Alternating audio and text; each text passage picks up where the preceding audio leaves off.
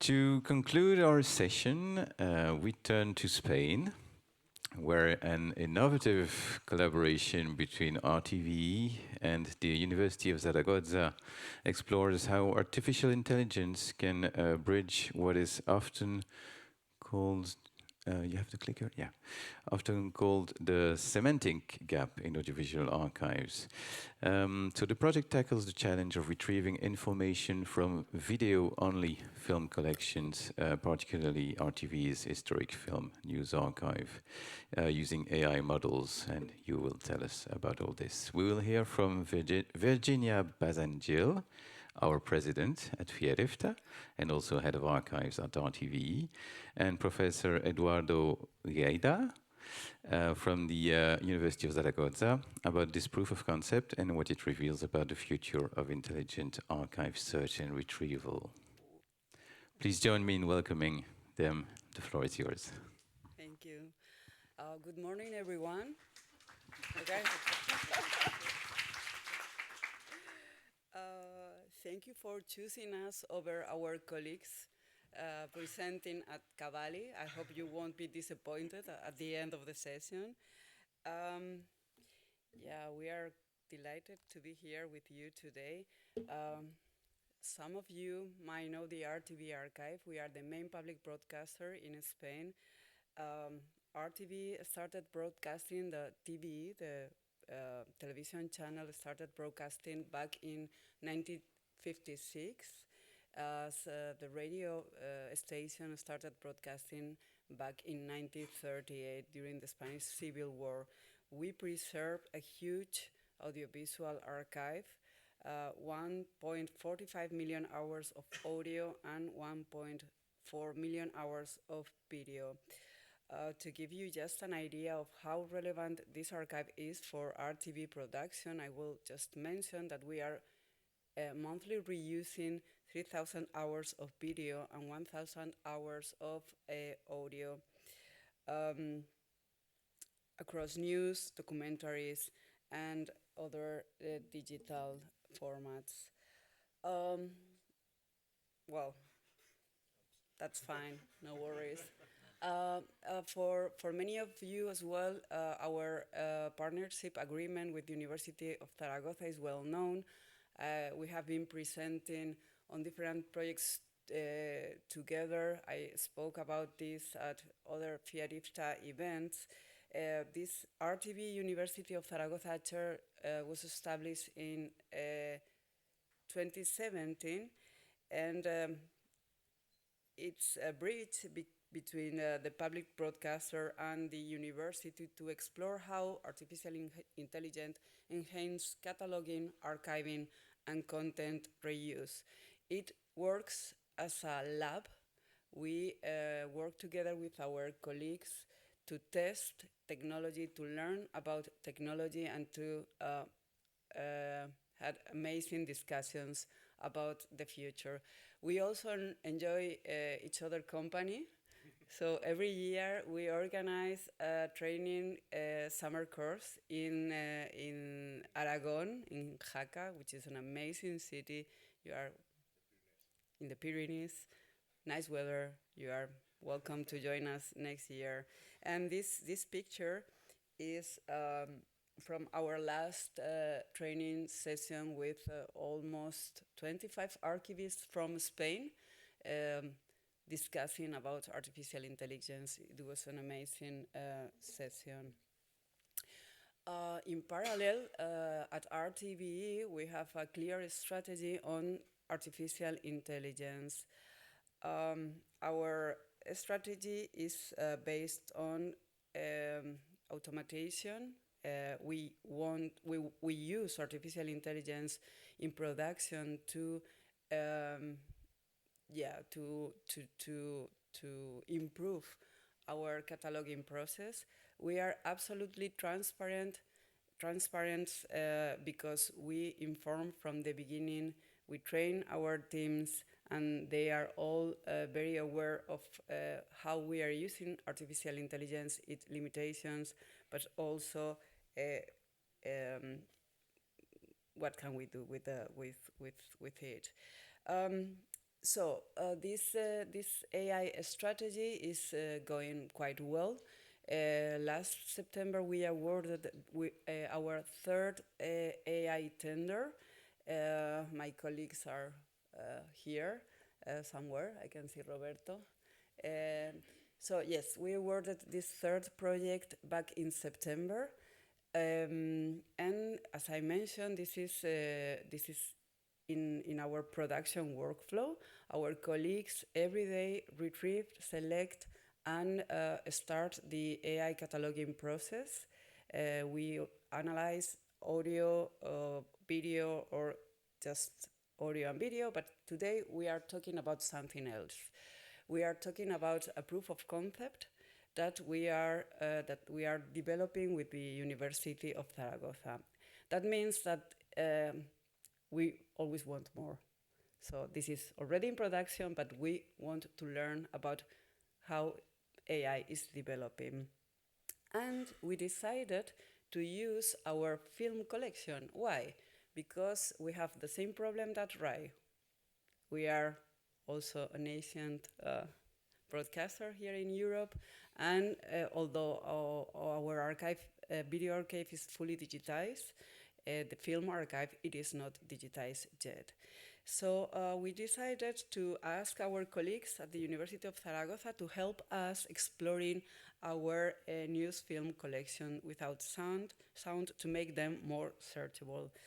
And we decided to test multimodal retrieval that links image and text, and evaluating whether this marks a new paradigm for information access in media archive. And at the same time, we really want to understand if these tools could fit in RTVE archival systems. Eduardo? Okay, so good morning, and thanks, Virginia. As Virginia said, that the idea of this proof of concept is work only with video, not text, no audio, anything. So we face this problem that we don't have any kind of metadata. Okay, so as you know, all these traditional information retrieval systems are based on this full text indexing. That you have documents, or you have metadata of the audio by transcription, image, or video. So here we decide to don't have any kind of metadata. So in all this process, there is not going to be any human intervention. Everything is automatic. Okay, so we think about how to represent this video-only content. No? First option is use of thousands of hours of documentalist creating metadata. Forget about that. So when we decide to test how is the new methods of AI technology, what kind of these methods we can use? Okay, so we check two options. One is use this new multimodal large language model to describe the video shots. When we start this project, the performance was bad about this. In the last year has been great advances on these models. I will show you one example. So I think in the few years this could be a good way to describe these video shots. The nice thing about this is that they describe the visual information in a human readable way. So we get the metadata. And the other way, that is the solution that we test in this proof of concept, was to use this video shot semantic representation. In this case, we are only using semantic representation. We are describing the visual information only in a computer readable way, only understood by the computer. So this is why we don't have any kind of human intervention here. Okay? I'm going to show you one example of this the video shot description. I made the test last week with the last version of the Gemini 2.5 Pro large language model from Google. I give this video shot, and I don't think I don't work on the prompt too much.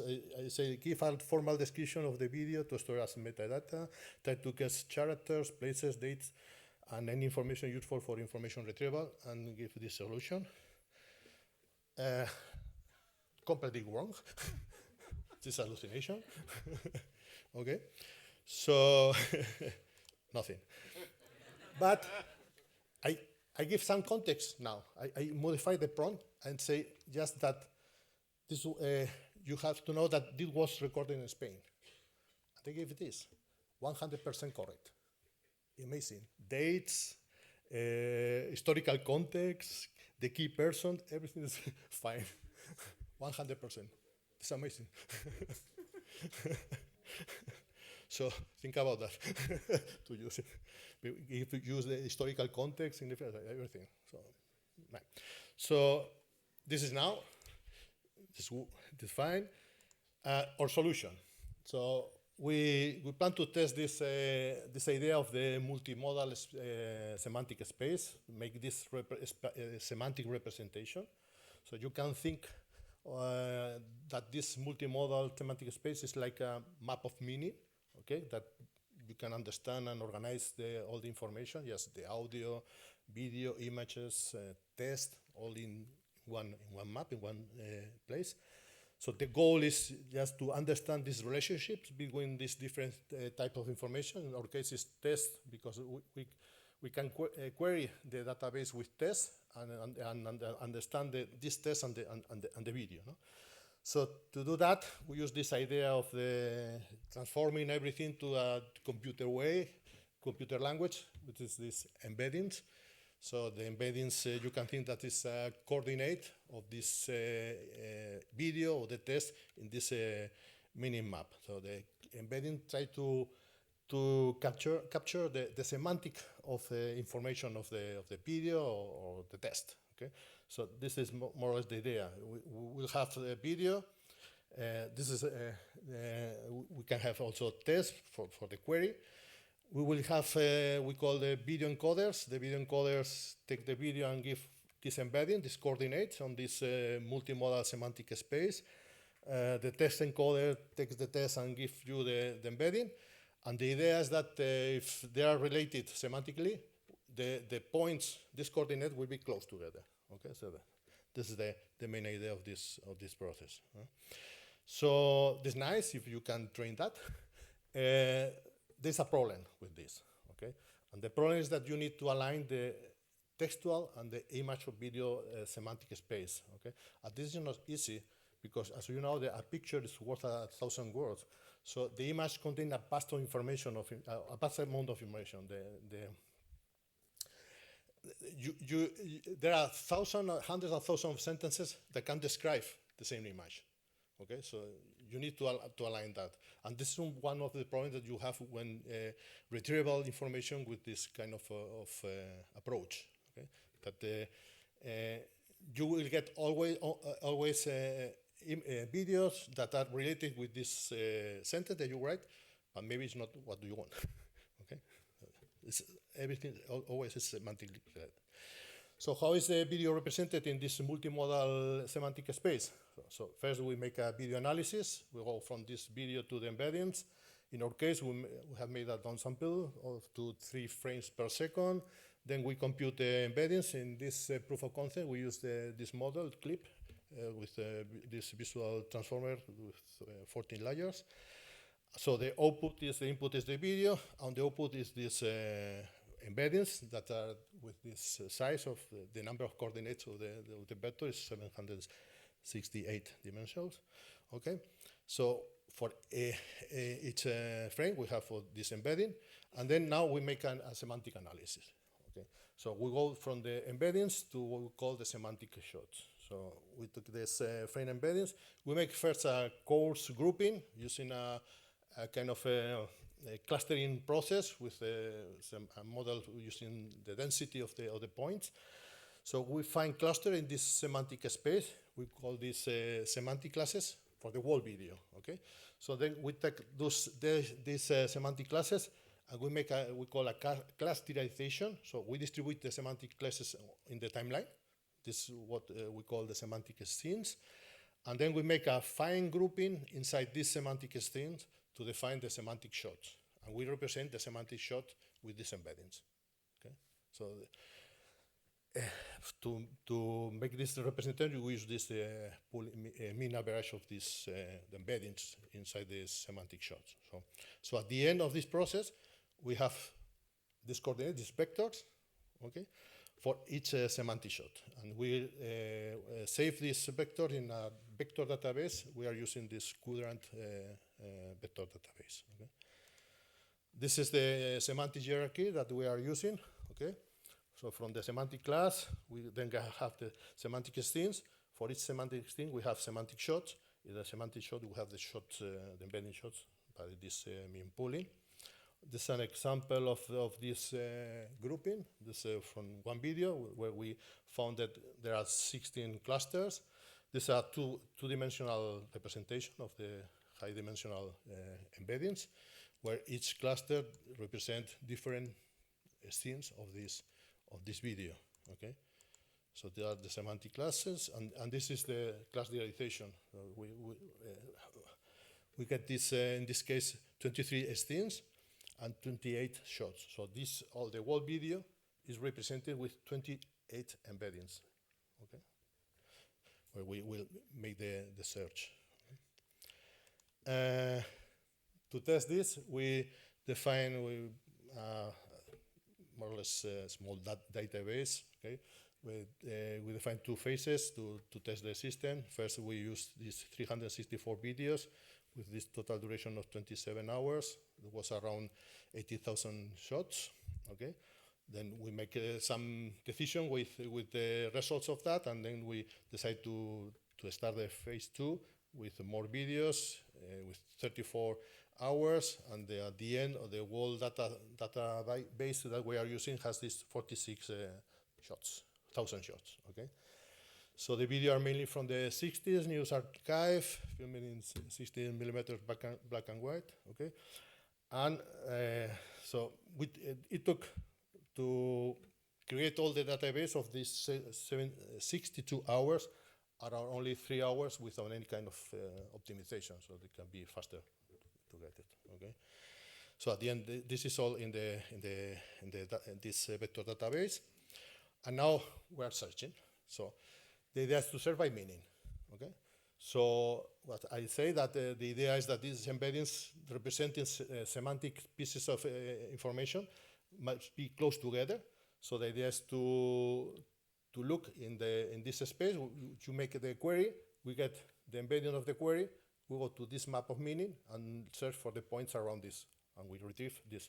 We retrieve this point. So we are not looking for exact keywords, something semantically related. So you can make the search just using text to video search.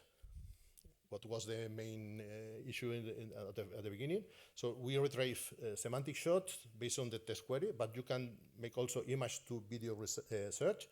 We retrieve semantic shot that's similar to the image query, or we can use text and image to video search, so which retrieve this semantic shot based on the combination. And also, I don't know why it's not here, we can use also video shots. You can take a video shot and retrieve the video shot. Yeah. This is the system, the whole system, where we have two phases: the ingestion phase, where we have all the videos, go to the video analysis, the semantic analysis. We get the video, the shot embeddings, and this fill the vector database, this quadrant database with the shot embeddings. And we have the retrieve phase. You can use text, image, or video.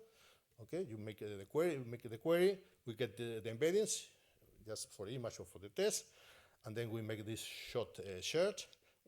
We get the shots related with video shot related with the query, and you can refine the search.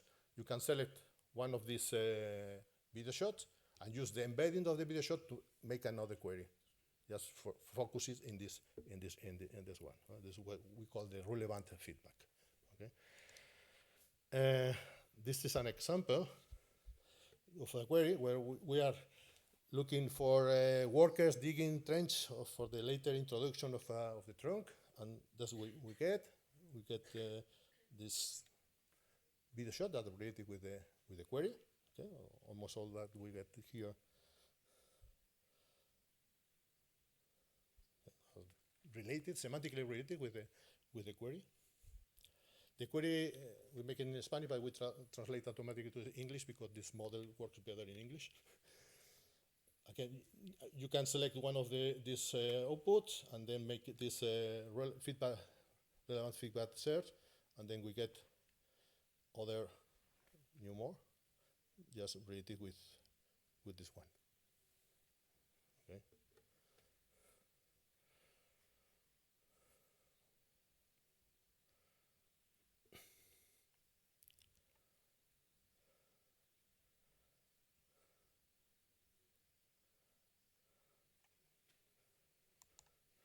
This is another search.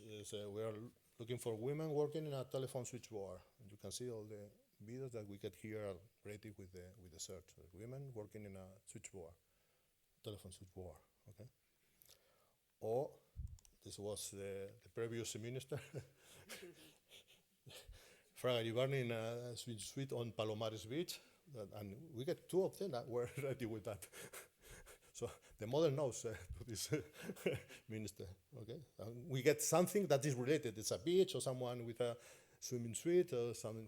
We get, you retrieve all these kind of things. Thank you, Eduardo. So as the right colleagues pointed before, these collections are really challenging because you always have difficulties to identify the content. Sometimes you have some titles in the cans, but are news number 5. So you guess what it is inside. So we are digitizing this content. This is another presentation, but we really wanted to know what was inside. And that's why we started the project again. But we also wanted to involve archivists in this project to explore the technology. So as Eduardo mentioned before, we asked them to be part of this test. So we created this small data set that it is a small representation of the whole collection, coming from the 50s to the 60s, documenting Spain's social and cultural evolution, probably dry, same content that dry, that Ina, no, we all know. This content was selected carefully. It is filmed on location with a wide variety of shots and actions, a total of 360 videos that were segmented and stored in MP4 format. This is a proof of concept. We really wanted like low video. So most of them are lacking sound, which made them more difficult to retrieve. And as I mentioned, non-descriptive names, but are huge relevant, huge historical and documentary value. So what we did is we invited our colleagues at the RTVE archive to test this technology. Over 200 archivists took part in the evaluation process, divided in 2 different phases. We suggested some search topics such as women and society, rural life, education, family and domestic life. These were like the main topics, and then invited them to access this interface that you all saw before, which is available if you want to try it during these days, and they perform their own queries. Again, as Eduardo mentioned, the searchers were contacted in Spanish, and the system automatically translates them into English, and this might be challenging, as we will see at the conclusions. This is a simple interface, and participants were invited to score the results by relevance. So speaking about the results, for phase 1, 273 queries were tested, and we got an accuracy or 86% the answer of the system contained at least one relevant result within the top 10. 1 of 10 was okay, good enough. On phase 2, with more content, we performed 102 queries, and the accuracy was higher, 91%. At least one relevant result in the top 10. But we perform a post-analysis. We evaluate, or we analyze all the queries. Afterwards, we did a manual review, mainly for queries with 0 or a single positive result.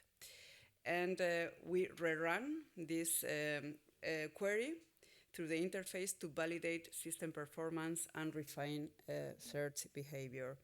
And what we notice after this manual evaluation is that sometimes we obtain we always obtain 3 results. The first one, it is not at all related with the query. No, this query was woman drinking wine. So 3 possibilities. We get a good result. This lady here, well, the lighting is not very good, but this lady here is drinking wine with a porrón. This lady there, she's not drinking wine, but it is close, it is related. She is eating some grapes in the same position. And the other one is not at all connected to the query. So this one and this one are good enough. This one is better, but we have a nice result. So if we take a closer look to our queries, to our colleagues' queries, we can get some extra information. In terms of number of words using for querying the system, we noticed that our archivists enjoy using many words. So most searches contain more than 5 words, showing a clear tendency toward detailed queries. For example, children receiving gifts from the 3 wise men. In terms of complexity, we identify descriptive queries with details about appearance, state, or actions. For example, girls in school uniforms, parents performing household tasks such as dressing or feeding children, but also thematic or conceptual queries that represent broader ideas or abstract concepts such as rural world, woman and society, industry, and economic activities. So you are archivists, as archivists have to deal with this. Can you imagine this kind of queries? We also analyze thematically the queries and identify 11 thematic classes where 11 different thematic classes. So these are our first findings. Let me read them for you because that would be easier for me. So we consider that the system establishes strong thematic connections but needs further tuning to improve accuracy and deliver results more closely aligned with user intent. It is good enough to explore this collection because we have no metadata at all, but we need to work on the system accuracy. The system often retrieves visually and thematically related images, but not exact matches to the query. Why? Well, since it is not always clear whether the database contains this kind of images. So semantic retrieve ensures proximity to the intended content even when perfect matches are unavailable. We also found some evaluation inconsistencies. Differences were observed between initial user assessment and secondary reviews, as we mentioned before, revealing possibly ambiguity, probably ambiguity in the evaluation criteria. This was our fault. We were not clear enough about how to evaluate the results. And also translating errors. This might occur, and they are very funny when this happens. So, well, these were the, oh, I'm missing this is the only one? The last one. Well, next steps. This is easy. So next steps, we are finalizing a paper. So it will be published soon. Well, hopefully we are finishing it in the next few weeks. And then we are exploring with our IT department how these vectorial databases can be implemented in our current ecosystem. So it is nice that our CTO is here these days. So we will discuss this with them. That's all from us. Thank you so much.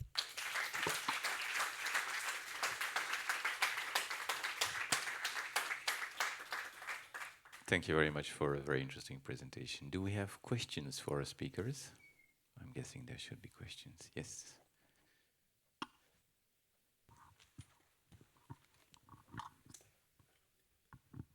Hi. So my main question is, how are you providing context to the model? Like, is there an app that you're using, like, is going to give you the ability to set up a system prompt, and within that system prompt, you can set up the metadata fields that you want to fill, and then how you're going to feed those frames, I suppose, or you're feeding the whole video?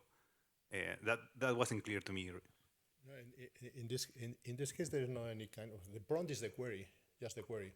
There's no any kind of intervention of metadata, nothing. So just, we allow a prompt of, I think was 60 characters. And then this is converted, transformed in this embedding, and we search in the database directly. There's nothing more. So it's only... Depends, the performance depends on the model that you are using. It's only machine-readable metadata. Machine-readable, yeah. You can understand anything there. No human-readable metadata no human, at all. Nothing human. And no structured... The next step also is make an hybrid search. You can use this video short description to get some metadata. And also all these databases, vector databases, allow now a hybrid search. So you can have tests and these embeddings. Yeah. But the main idea of these embeddings is that there's no human intervention. It's completely automatic. Which is fascinating. Very frightening indeed. Is there another question beside the frightening aspect? Hello. I've got that you use a multimodal model. Maybe you also wrote the name. I don't know it, but did you try other models and how big it is? Yeah. Is it open-weighted or? Yeah, this is open. Okay. And did you try also commercial models like ChatGPT or? No. No. No. I don't know what is there. You mentioned Clip, I think. It's a Clip model. It's a model that was built by OpenAI, but it's free. It's a model. The beginning of this model was in 2021, 22, and was the first model that made this alignment between text. OpenAI. Yeah. You can think that the embedding is the base of the large language model. The first step when you write something, they convert in embeddings. Embedding is the language of the of this. Is it the 20 billion or the bigger one? Whatever. But they are not using this model. This is a small model. But the idea of the embedding is what are behind these large language models. We have time for one final question. Yes? Have you considered the dangers of using this kind of retrieval? Because we've just spoken about desemantization in the other room. And this vector database didn't have whole context. For example, you're looking for the man that's working, you can get the forced labors, yes? So, yeah. Yeah, okay. You retrieve something that is semantic related. But you have more information, you can refine that, of course, and then you can refine the search with only over the video shot that you have retrieved, for instance. Yeah, but this is semantic, nothing. No, this was really fascinating. As I have the impression that you have shown us the future in a way. Although I think there will be an interesting follow-up with how you integrate this with your current work environment, and also maybe with the content management systems and the search interfaces, and how you can maybe print metadata from this. I don't know. There's going to be a fascinating developments. Right now, all the main providers of databases are using this vector, including the vector databases. Vector. Excellent. Thank you very much. I would like to thank all of our speakers today for fascinating presentations. You have taken us over the world, from Spain to Italy and to Korea. Thank you for showing us your work today.